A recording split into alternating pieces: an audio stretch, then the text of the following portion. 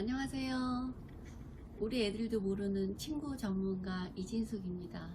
친구업에 30년 이상 근무를 하다 보니까 소비자분들이 모르는 게 너무 많은 거예요. 신발이나 옷 같은 경우는 자주 사시잖아요.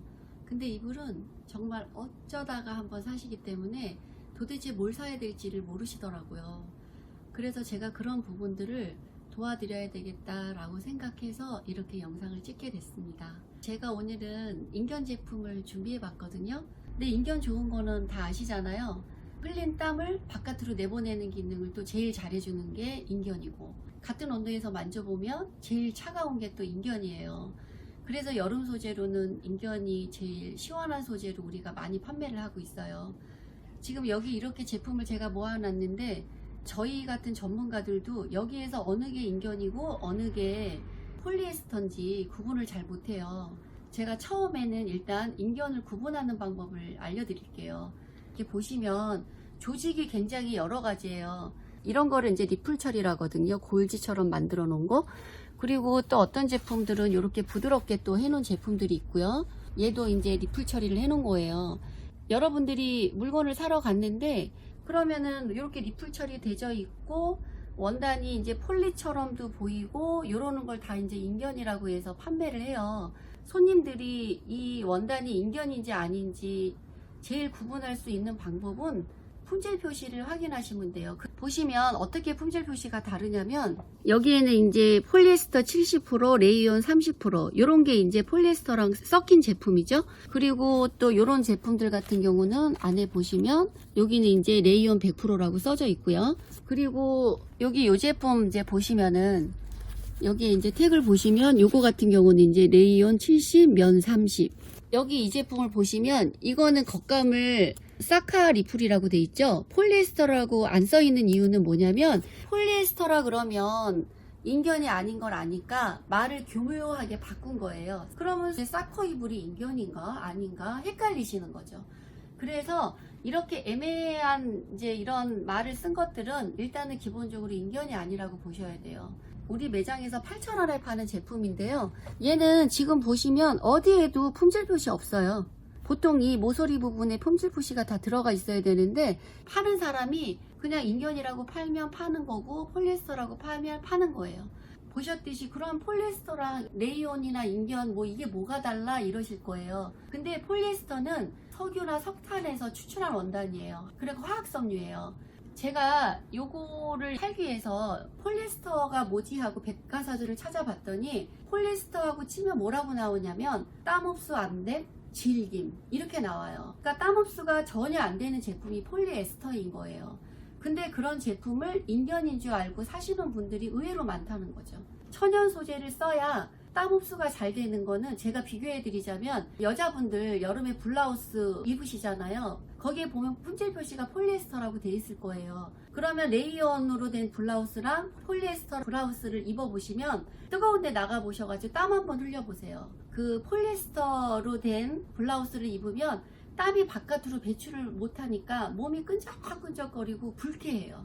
그런데 레이온이나 이런 인견 소재로 된 옷을 입으면 바깥에서 땀을 흘려도 불쾌하지가 않아요. 원단이 섬유가 다 흡수를 하고 자기가 알아서 바깥으로 내보내니까 그만큼 천연 소재가 우리 몸에 좋은 거예요. 이제 인견을 폴리에스터하고 구분하는 방법은 아셨죠? 그러면 인견 이불이 어떤 종류가 있는지 한번 볼까요? 보시다시피 조직이 다 달라요. 이렇게 지짐이식으로 일본말로 지짐이라 그러죠.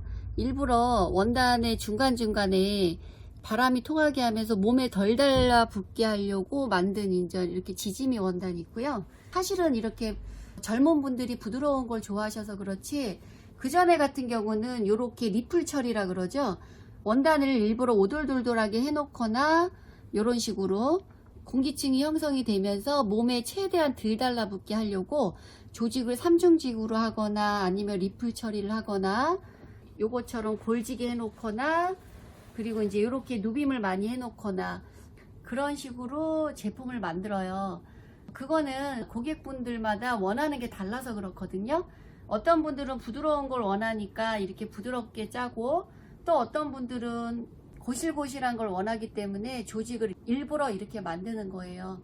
거기에다가 이제 두께가 다 다르죠. 얘 같은 경우는 이제 혼니블이고, 얘도 혼니블 개념인데 얘보다는 조금 더 두꺼워요.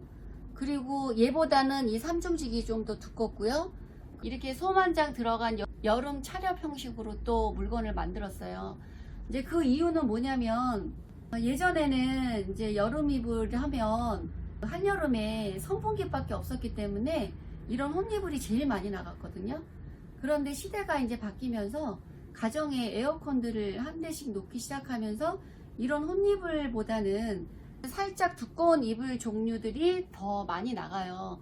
근데 그거는 이제 손님이 선택하는 거죠. 우리 집은 에어컨을 틀고자 하면은 이런 누빔 형태의 이불이나 이런 삼중직이나 약간 두께감이 있는 혼이불을 덮으시는 거고, 그리고 나는 에어컨 바람이라든지 선풍기 바람이 싫어, 그런 분들은 이렇게 혼이불을 덮고 자시면 좋은 거예요. 내가 어떤 상황에서 잘지에 따라서 두께를 선택하시면 될 것 같아요.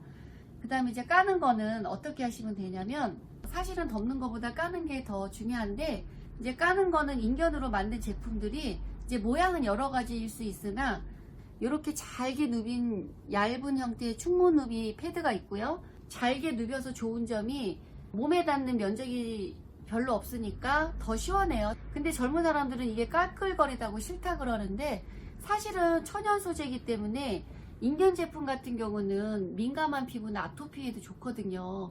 그래서 그게 깔끄럽다고 느끼는 거지 사실은 깔끄럽지는 않아요. 얘보다 누비를 덜 해가지고 얘가 더 부드럽죠. 누비가 많이 들어간 거에 비해서. 그러니까 부드러운 걸 좋아하시면 이렇게 누비가 좀 덜 들어간 거를 쓰시면 되고, 내가 이제 돌침대라든지 아니면은 바닥에서 그렇게 주무시는 분들은 약간 두께감도 있어야 되고 미끄러지지도 말아야 되고, 그래서 돌침대 쓰시는 분들은 이제 카페트 형식으로 된 이런 거 많이 쓰시고요. 그리고 이제 이런 거는 부드럽다 보니까 밀릴까봐 걱정하시는 분들은 이렇게 밴드 처리를 하시면 밀리지 않게 끼워서 쓰실 수 있고요. 앞뒤 다 쓰시니까 이렇게 카페트 형식으로 된 거보다는 더 오래 쓰세요. 양면을 다 쓰니까.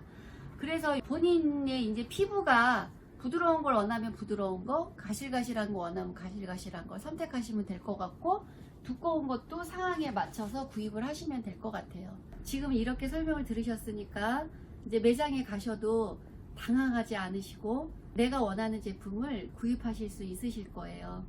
이제 이렇게 어떤 물건을 살지 결정을 하셨으니까 그 다음에 이제 세탁을 어떻게 해야 되는지가 궁금하실 거예요. 그러면 세탁은 일단 건조기를 사용하시면 어떤 제품이든지 거의 줄어들어요. 이 인견도 천연 소재니까 줄어들으니까 가능하면 건조기 사용은 안 하시는 게 좋고요. 세탁은 망 같은 데다가 넣으시거나 아니면 찬물에 약하게 돌리시는 게 가장 좋은 방법이세요. 그리고 말리는 것도 인견 제품 특성상 햇볕에 말리시는 것보다는 바람이 잘 통하는 그늘에 말리시는 게 훨씬 좋아요. 그렇게 하시면 인견 제품을 오래 쓰실 수가 있어요. 혹시 인견 제품에 대해서 궁금하신 게 있으면 이 아래다가 댓글을 달아주시면 제가 최선을 다해서 답변을 해드릴 거고요. 다음에는 다른 제품을 가지고 찾아뵐게요. 끝까지 시청해 주셔서 감사합니다.